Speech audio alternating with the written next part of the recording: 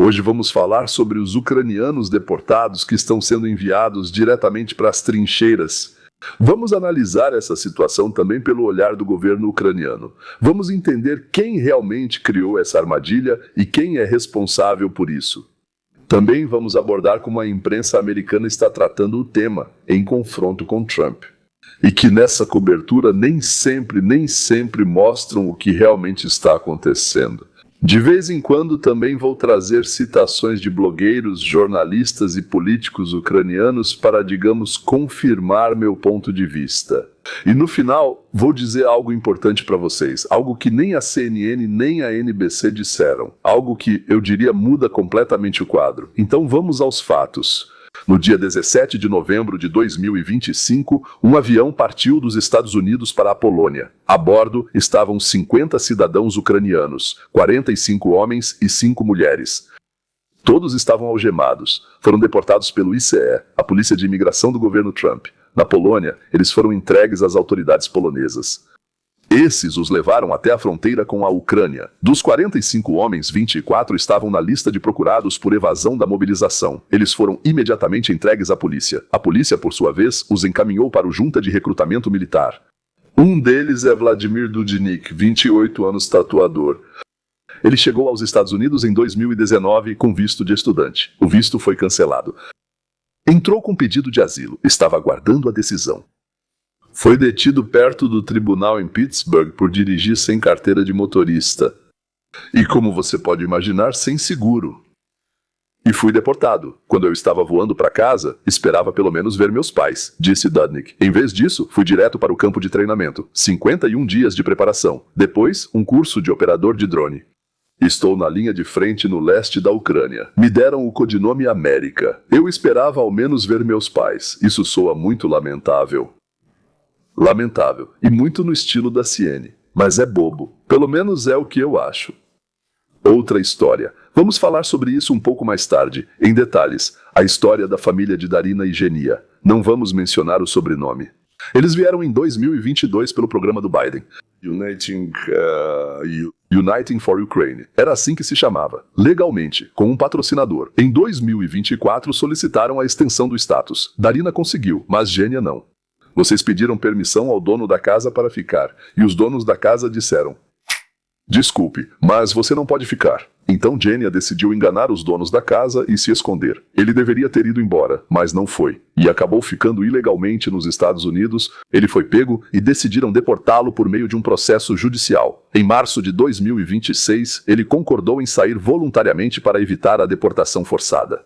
Ele diz que tem problemas de saúde na coluna, e a esposa dele diz que na Ucrânia agora estão convocando até pessoas com deficiências graves. Isso soa um pouco estranho. Com deficiências graves, tipo sem uma perna, né?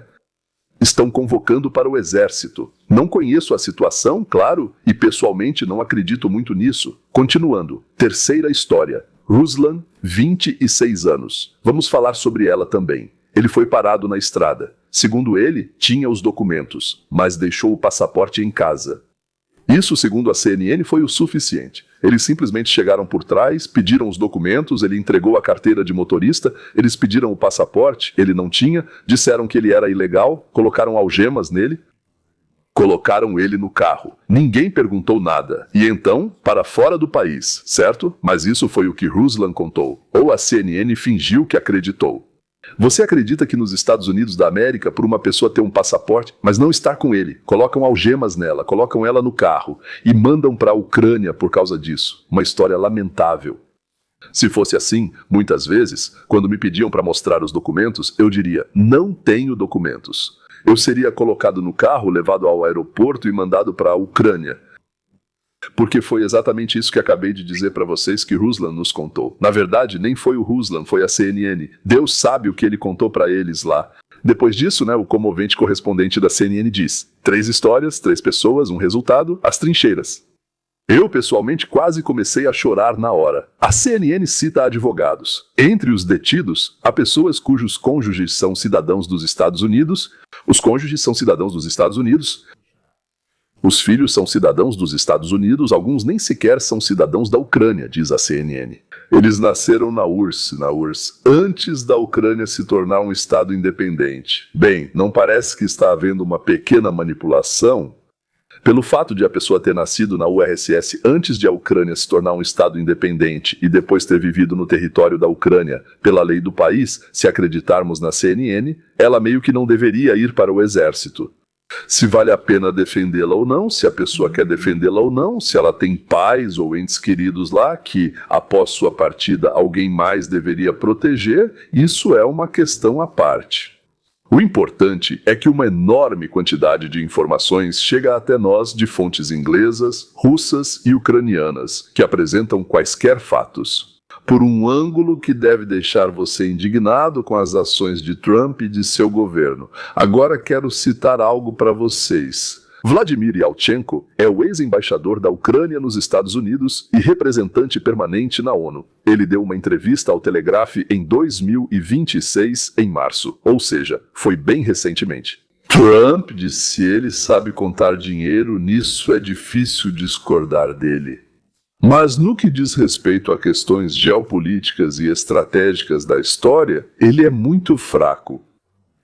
Como diriam meus parentes georgianos, parentes de Elchinka, ou como é Elchinka. Elchenko acha que é melhor que Trump, pior. E aqui está uma citação de Kasparov. Bem, isso é de 1925, na verdade. Trump não se interessa nem pela Rússia, nem pela Ucrânia, nem pela América.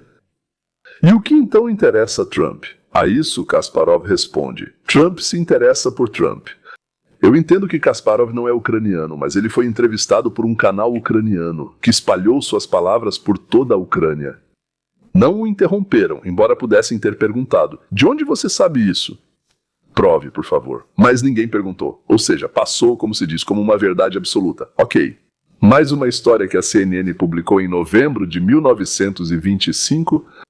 Então, com o sobrenome Surovtsev. Bom, disseram que o sobrenome e o nome foram alterados. Nasceu em Mariupol, naquela época era URSS. Veio para os Estados Unidos quando era criança. Não fala ucraniano, não fala russo, esqueceu, também esqueceu o idioma russo. Veio de Mariupol e não fala ucraniano de jeito nenhum. Mora nos Estados Unidos há décadas. É casado com uma americana. Ou seja, casado com uma americana, quero dizer que ela tem passaporte americano. Esse é o caso citado. A esposa tem passaporte americano e, se houver filhos, provavelmente eles também. O ICE tenta deportá-lo. Para onde? Acontece que, segundo a CNN, é para a Ucrânia. Mas a Ucrânia diz: não podemos confirmar a cidadania dele. E a Rússia diz a mesma coisa. Em 2015 recusou os documentos. Ou seja, ele tentou solicitar documentos russos. Ele é uma pessoa sem país. Literalmente, sem país.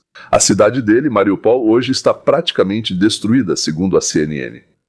Infraestrutura destruída, milhares mortos. Dizem que só seria possível deportá-lo para sua cidade, mas o país é incerto. A esposa dele afirma que deportá-lo equivale a mandá-lo morrer, só que mais lentamente do que na linha de frente. Ou seja, os americanos sabem que quem vai para a linha de frente ucraniana certamente morre.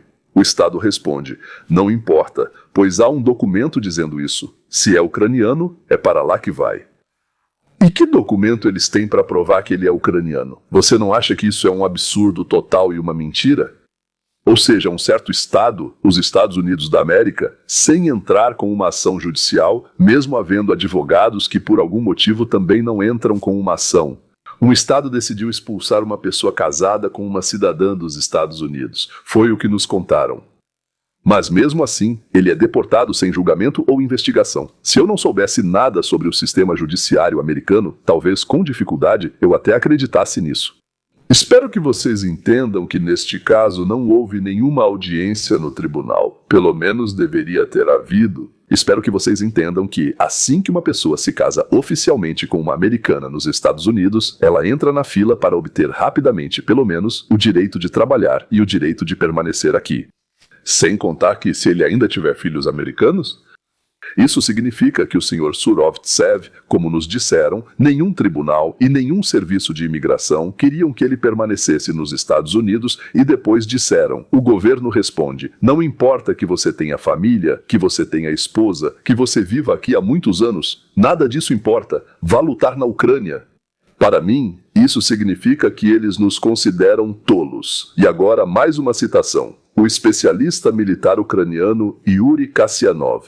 Portal Comentários da Ucrânia, julho de 1925, Trump age de acordo com acordos secretos. Ele sabe exatamente de tudo. Esse Kasyanov, ele soube de tudo isso por meio de seu homônimo, com acordos semelhantes ao pacto Molotov-Ribbentrop. Uau! Pronto para gradualmente ceder o controle da Europa Oriental à Rússia. Kasyanov tem certeza disso. Ele estava sentado debaixo da mesa ou debaixo da cama e ouviu quando Putin e Trump nessa cama faziam acordos sobre espionagem que tudo isso estava acontecendo. De fato, diz Kasyanov, Trump se tornou um agente declarado do Kremlin. Reforço mais uma vez, este é Yuri Kasyanov. O que você acha quando Trump é acusado de conspiração com fascistas? Isso é divulgado para o mundo todo, reproduzido na imprensa ucraniana, e os mesmos especialistas ucranianos, blogueiros, jornalistas e outros dizem que ele é agente do Kremlin. Trump fica mais ou menos disposto a ajudar a Ucrânia? Ok, vamos passar para o governo da Ucrânia. Então vamos abordar por outro ângulo. O que o governo ucraniano quer e por quê? A Ucrânia enfrenta a guerra com a Rússia há mais de 4 anos, com grandes perdas. Segundo o Ministério da Defesa da Ucrânia, cerca de 2 milhões de homens constam como procurados. Eles não foram aos postos de recrutamento ou descumpriram regras de mobilização. Outros 200 mil soldados deixaram suas unidades sem permissão. Você consegue imaginar esses números? 2 milhões de homens em idade de recrutamento fugiram sem querer defender seu país. 200 mil soldados que já estavam fardados e armados também fugiram de suas unidades, talvez até mesmo enquanto estavam de serviço, e desapareceram. Ou em algum lugar dentro da Ucrânia, ou no exterior. Bem, naturalmente pagando uma grana para os oficiais de recrutamento por um atestado. Eles não querem defender o país, e os oficiais de recrutamento não se importam, pois lucram milhões. O exército ucraniano enfrenta grave falta de pessoal. Isso não é propaganda, é um fato reconhecido por todos os lados, inclusive pelos aliados ocidentais do Kremlin. A esperança está apenas em quem? No Trump. Então agora é hora de citar Dmitry Gordon, jornalista ucraniano. Já estamos em 2025, Gordon, vou te dizer. Uma pessoa que faz tudo o que Putin quer é chamada de agente de Putin. E não importa se ela é paga por isso ou não. Não importa, concordo. Como Dmitry Gordon fala para muitos russos e ucranianos, suas declarações chegam a Trump como um relatório sobre a opinião dos ucranianos sobre o presidente dos Estados Unidos. Do ponto de vista do governo ucraniano, a lógica é simples. Todo homem em idade de recrutamento que está no exterior enquanto outros morrem é um problema. Especialmente se ele saiu depois do início da guerra, conseguiu status no exterior e não pretende voltar. Kiev solicitou oficialmente a vários países europeus que não emitam documentos para homens ucranianos sem comprovante de registro no escritório de recrutamento militar. A Noruega, em março de 2026, anunciou que não vai mais conceder asilo temporário para homens ucranianos em idade de recrutamento. Sem adiamento, sem documentos, isso mesmo. Um avião com deportados dos Estados Unidos, do ponto de vista de Kiev, é um reforço, mais algumas pessoas para o efetivo. Mas aqui surge uma pergunta que o governo ucraniano não gosta de ouvir. Se o Estado quer que as pessoas lutem por ele, esse Estado não deveria ser um Estado pelo qual as pessoas queiram lutar? A corrupção na Ucrânia era sistêmica muito antes da guerra. É verdade que Zelensky disse que, com a chegada dele, a corrupção desapareceu, que não existe mais, que não vai existir e tudo mais. Mas o senhor mentiu, Vladimir Alexandrovich. Os oligarcas controlavam a política, os tribunais, os meios de comunicação. As pessoas fugiam da Ucrânia. E não foi em 2022, foi em 2014, em 2010, em 2000, a guerra só acelerou esse processo. Agora vamos ouvir o blogueiro e ativista do Medlis. Então, o feed de notícias da Crimeia também é de maio de 2025. Trump mais uma vez confirmou aquilo sobre o que eu sempre falei, que ele é agente do Putin. Uma figura absolutamente dependente. Um peão nesse tabuleiro. Ou seja, Trump é um peão. E eu acho que os Medlis são as rainhas. E nesse momento estão pedindo, implorando ao peão. Dessa própria Ucrânia, pedem dinheiro, por favor, e pedem ainda mais, por favor, por favor, por favor. Um Estado que por décadas não criou condições para a vida, agora exige sacrifício com a própria vida. Isso é, no mínimo, uma contradição que o governo ucraniano não consegue resolver por métodos de força. Pode-se deportar milhares, mas não obrigá-los a lutar acreditando na vitória sem essa fé. E aqui está, tendo se mudado com grande alarde da Rússia para a Ucrânia, Alexander Nevzorov. Então, citação, vemos que Trump aceita presentes. Isso é o que ele faz de melhor. Ele recebe presentes valiosos, de preferência de ouro. Ele mostrou como aceitou de forma majestosa e magnífica a coroa e a condecoração na Coreia do Sul. Ou seja, Trump realmente adora presentinhos.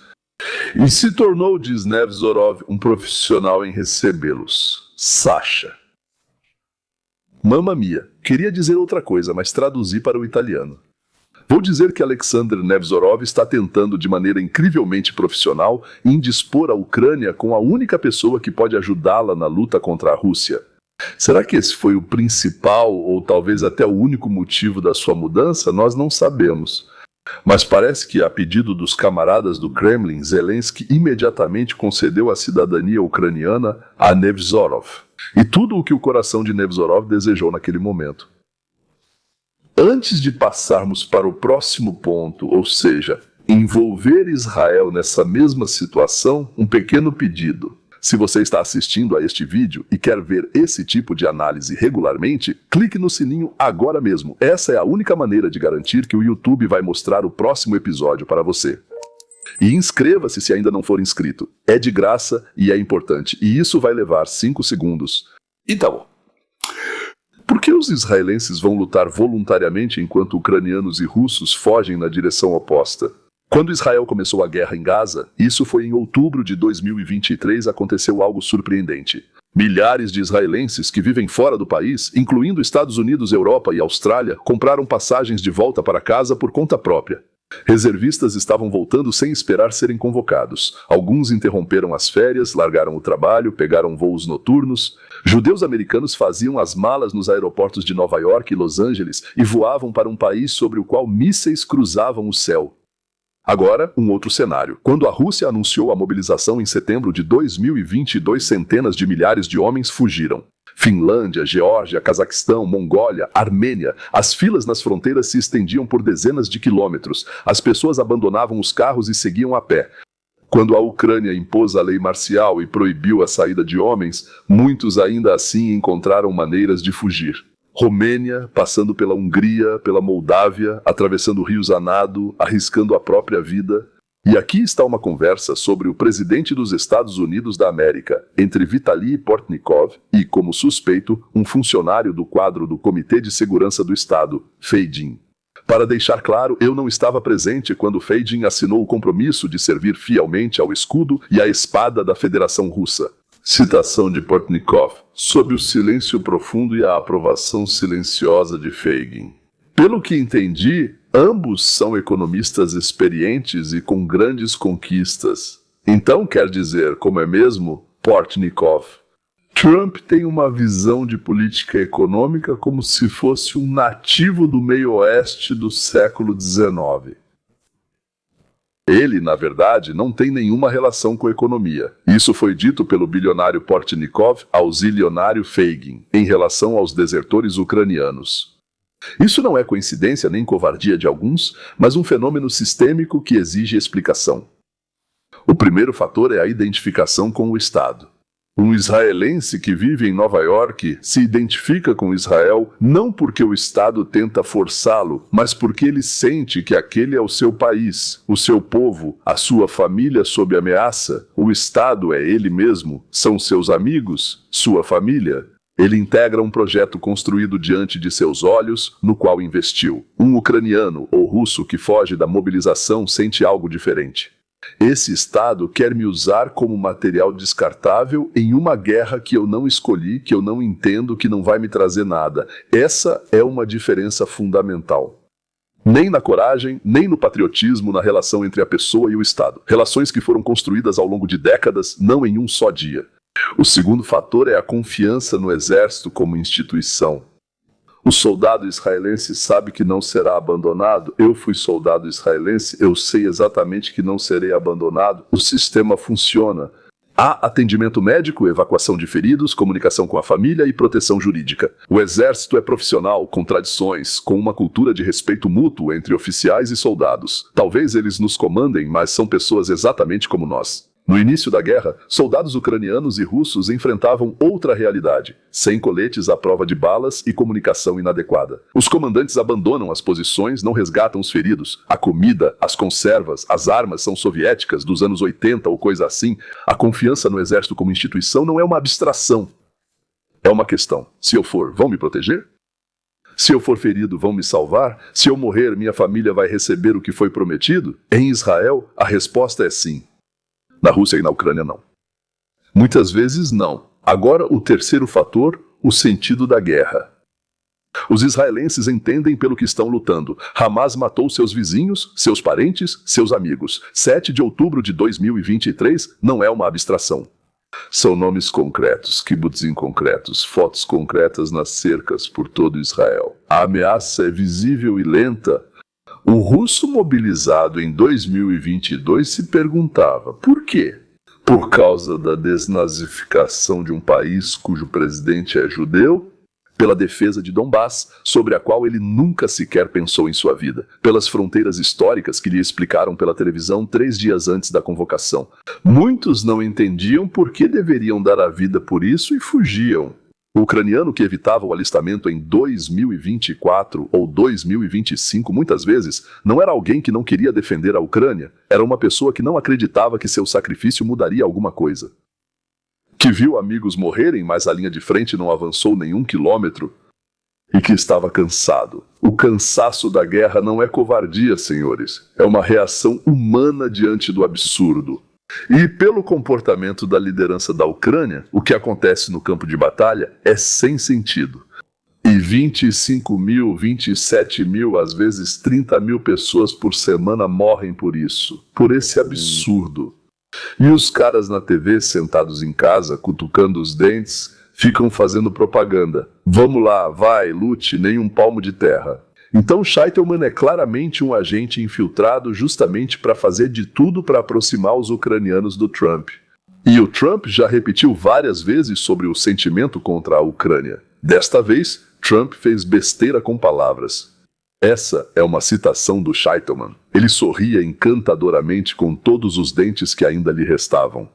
Acho que nesse momento ele estava calculando quanto ganhou por essa maldade. 4.326 rublos e 11 copeques?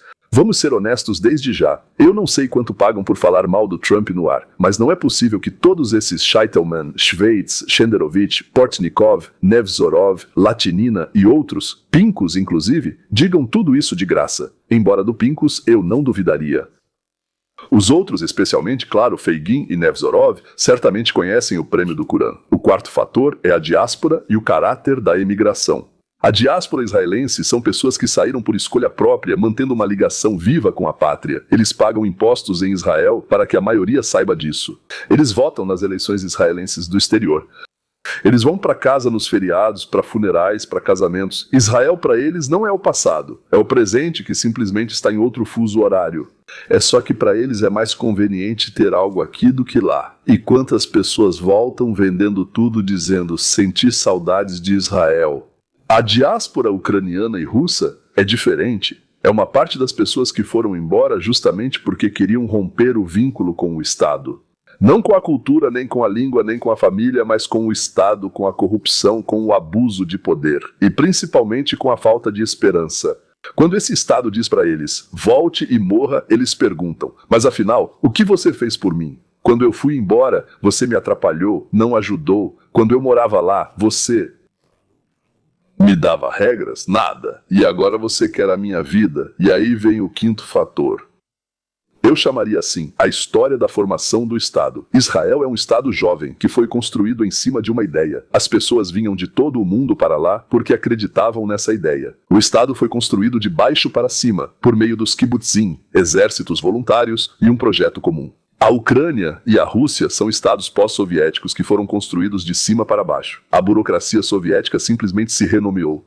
A relação entre o Estado e o cidadão não mudou. O cidadão é um recurso. O Estado é um aparelho que utiliza esse recurso, espreme, não sei, chame como quiser, né? Squeeze em inglês. Quando um Estado assim fala em dever, as pessoas entendem, vão ser usadas. Isso não significa que todos os ucranianos ou russos sejam covardes. Isso significa que Estados que por décadas não construíram confiança com seus cidadãos não podem exigir deles sacrifícios. Ou se surpreender quando não a recebem. Há uma pergunta que quase ninguém faz nessas reportagens. CNN, MSN, seja lá como se chamem agora, os deportados, eles têm paz na Ucrânia? Sim, a maioria tem. Dudnik disse diretamente, eu esperava pelo menos ver meus pais. Mas ele não viu. Ele foi levado algemado pela Polônia, passando perto do país onde vivem sua mãe e seu pai, direto para um campo de treinamento. Pense nisso do ponto de vista dos pais. Seu filho foi embora há alguns anos. Você sabe que ele mora na América, trabalha, está construindo a vida dele. Você não aprova ou aprova a escolha dele. Mas ele está vivo. Ele liga. Às vezes manda dinheiro. Talvez, e de repente silêncio. Depois uma ligação. Mãe, estou na linha de frente, fui deportado, estou pilotando um drone, não sei quando vamos nos ver. Isso não é política. Isso, do ponto de vista deles, é uma tragédia humana. E ela acontece em milhares de famílias. Estou tentando dizer que é preciso olhar para isso de diferentes ângulos. Agora vamos ouvir as palavras do analista político ucraniano Vladimir Elchenko, março de 2026, Telegraph. Putin entendeu qual é o ponto fraco de Trump e está usando isso. Trump nunca conseguiu compreender toda a essência do problema. Nem o que é essa guerra, nem o que ela significa para as pessoas. Ele vê números e territórios. Ele não vê as mães que esperam por seus filhos. Ele está falando de Trump, que afirma que o mais importante é parar de matar. Ou seja, as pessoas falam tranquilamente o oposto do que está acontecendo, e ainda assim estão absolutamente certas, ou talvez não estejam certas, talvez só estejam fazendo isso. Por dinheiro, fraqueza ou outro motivo, a esposa do Gênia ficou nos Estados Unidos com status americano, ele foi deportado, estão separados. De quem é a culpa? O governo americano é o culpado por isso? Agora então lembrem-se, eu disse no começo que prometi contar algo que a CNN não contou. Aqui está, algumas coisas. Primeiro, a CNN contou a história de Dudnik como a história de uma vítima do sistema do Trump. E de certa forma, ele é uma vítima, claro. Mas a CNN não fez uma pergunta simples. Dudnik veio para os Estados Unidos em 2019 com um visto de estudante. Depois, o visto foi cancelado. Ele pediu asilo, conseguiu permissão de trabalho e morou nos Estados Unidos e começou a dirigir violando as regras de trânsito, sem seguro e sem carteira de motorista. Ele não só dirigia sem carteira, mas também sem seguro. Você entende o que isso significa para quem ele poderia atropelar ou, Deus me livre, matar? Espero que você entenda. A pessoa que pede proteção a um país assume o compromisso de respeitar suas leis, de ser um cidadão que cumpre a lei. Que os cidadãos deste país façam o que quiserem, mas você deve ser cumpridor da lei, porque está pedindo algo, mesmo que seja temporariamente cumpridor da lei, isso não é uma formalidade. Essa é a base do acordo entre você e o país. A CNN não fez essa pergunta porque ela destrói a narrativa da vítima inocente. Em segundo lugar, e ainda mais importante, quem criou essa armadilha? O programa Uniting for Ukraine? Biden deu às pessoas um status temporário por 2 anos. E depois? Sem caminho para residência permanente? Não há nenhuma lei, nenhuma regra, nada com um futuro claro. Simplesmente permitiram entrar aqui por 2 anos. E depois? Esse programa deixou centenas de milhares de pessoas em um vácuo legal, onde qualquer pequena infração se tornou motivo para deportação naturalmente. Isso não foi um programa humanitário. Isso foi uma encenação política. Biden parecia bondoso, mas deixou as pessoas presas. A CNN fica em silêncio sobre isso. Porque Biden é do grupo deles. Um porta-voz oficial da administração Trump declarou diretamente na CNN. A administração Biden causou um grande dano a centenas de milhares de ucranianos, usando um instrumento humanitário de maneiras para as quais ele nunca foi destinado, transformando uma ferramenta restrita de ajuda emergencial em um programa de recepção em massa. A administração Trump está dizendo a verdade. Muito bem, está na hora, como se diz, de começar a tirar conclusões. O israelense que escolhe lutar faz isso por decisão própria, seguindo seus valores e escolhas pessoais. Essa é a escolha de uma pessoa livre. Dudnik não teve escolha. Em nenhum momento a vida dele foi controlada por outros, desde o momento em que o visto dele foi cancelado até o momento em que ele apertou o botão para lançar o drone. Thomas Paine escreveu em 1776, o governo, na melhor das hipóteses, é um mal necessário, e na pior das hipóteses é insuportável. Frédéric Bastiat definia a lei como uma força organizada para proteger os direitos individuais. Uma força organizada para proteger o quê? Direitos individuais. Essa é a essência da América, senhores. Mas quando a lei é usada não para proteger, mas para mandar alguém morrer, isso já não é uma lei com significado, é apenas força vestida de uniforme. Em Israel, pelo menos no Israel em que vivi, ninguém dizia a uma pessoa: você é obrigado a ir lutar pela sua pátria. Nós simplesmente íamos todos e lutávamos. E parece que, assim como eu, em junho de 1980, larguei tudo em Nova York. Ensaios, peças que eu estava dirigindo, e corri para o aeroporto. Para quê? Para voar para Israel. Do mesmo modo, os israelenses largaram tudo e correram para pegar aviões e voltar para casa. Andrew Galambos dizia: a verdadeira liberdade começa com a proteção da propriedade primária do homem, sua vida. Nenhum Estado, nenhuma lei, nenhuma segurança nacional tem o direito de dispor dessa propriedade sem o consentimento do proprietário. Então, os israelenses decidem isso por si mesmos. Eles concordam em arriscar sua propriedade primária, a vida, para proteger o país. Porque o caso 36, eu já falei sobre isso, né? Parece que tanto na Rússia quanto na Ucrânia, a propriedade do dono chamada vida é disposta sem o consentimento dele. Todo mundo faz o que quer. Sob esse ponto de vista, tanto o Estado ucraniano quanto o russo, ambos violaram um princípio fundamental. Eles dispuseram da vida de uma pessoa sem o consentimento dela e chamaram isso de lei. E se você viola a lei, deve ser punido. Bem, vocês podem perguntar, por que contei tudo isso? O que fazer com esse conhecimento? Falei de pessoas, citei frases, pelo menos enxergar. Dizer as coisas como são. Ao Estado, seja ucraniano, americano ou russo, não esconder a coerção atrás das palavras lei, dever, proteção. Não me refiro a quando alguém veio à nossa casa sem convite, foi pedido para ir embora, mas começou a se esconder e violar nossas leis. Podemos dizer a essa pessoa: gostamos muito de você, até te adoramos, mas por favor, vá embora. Ou volte para onde veio, ou vá para qualquer outro lugar para onde quiser ir. E mais uma vez, devo isso totalmente a Dmitry Gordon, certo? Então, no canal do YouTube do Gordon, uma entrevista com o ex-espião soviético Sergei Girnov, setembro de 2025. Essa é a introdução que Gordon faz para a conversa. Será que Trump pode ser um agente da KGB? Girnov diz: sim, o recrutamento era possível. Ele, Trump, veio a Moscou, queria construir a Trump Tower, encontrou-se com as pessoas certas, ele foi formalmente recrutado? Não se sabe. Bem, pelo menos não se sabe, certo? O general Omelchenko diz que simplesmente estava lá, deitado debaixo da cama. Mas ele age exatamente assim, Putin-Trump. Mas Trump age exatamente como agiria alguém recrutado. E ele anulou completamente todas as palavras normais que acabou de dizer. Tipo, não fui eu, não tenho nada a ver com isso. Depois de ler isso, Trump imediatamente e realmente quis ajudar a Ucrânia com tudo o que pudesse. Essa é a impressão. E não às vezes, mas sempre. Que essas pessoas são bem pagas pela Rússia para fazer de tudo para criar conflitos entre a Ucrânia e Trump. O mais tolo deles é Shenderovich. Acho que todo mundo sabe disso, né? Este disse o seguinte: nós vemos pela história do Catar, com os presentes do Catar, que Trump é relativamente fácil de comprar. Acontece que dá para simplesmente comprá-lo um pouquinho. Essas foram exatamente as palavras de Shenderovich. Ele pode ser simplesmente comprado um pouquinho. Ao contrário de Trump, Shenderovich não está à venda.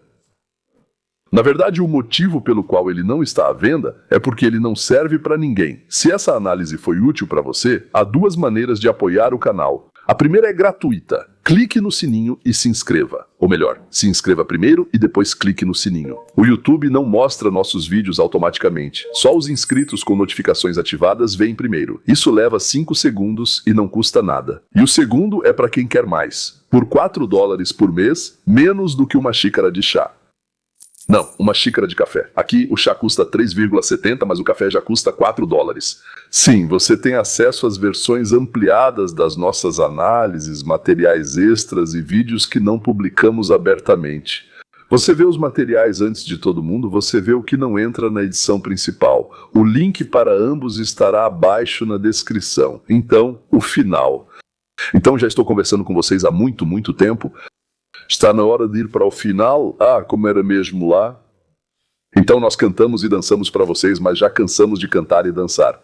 Tadadadada. Está na hora de ir para o buffet. Bem, tudo bem, não consigo lembrar. Isso é do Kapustnik de Leningrado. Ok, para um sou um imigrante indesejado, para outro carne de canhão, para o terceiro uma história para dar audiência. O israelense está voando para casa para lutar porque sente que lá é sua casa, sua escolha, sua vida. Dudnik vai para a linha de frente porque ele não tem escolha. A diferença entre essas duas pessoas é a diferença entre uma sociedade livre e uma máquina estatal. A ciência da liberdade diz: o indivíduo é mais importante do que o Estado. Eu realmente espero que esse princípio volte nos Estados Unidos e que seja com a ajuda do Trump. E espero muito que algum dia em outros países também comecem a entender isso. Até a próxima. Adeus.